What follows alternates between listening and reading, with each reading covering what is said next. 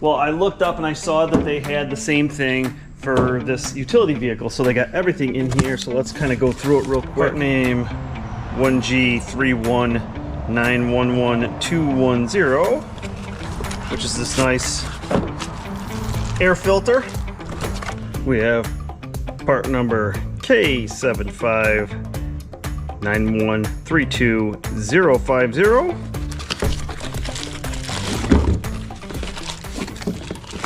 which looks like a nice oil filter. Part number HHK7014070.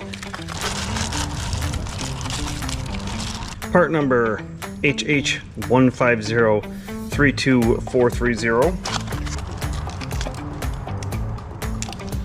K75918230. Fuel filter with O-ring.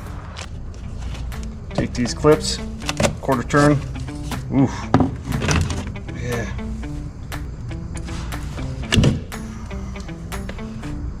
Old, new.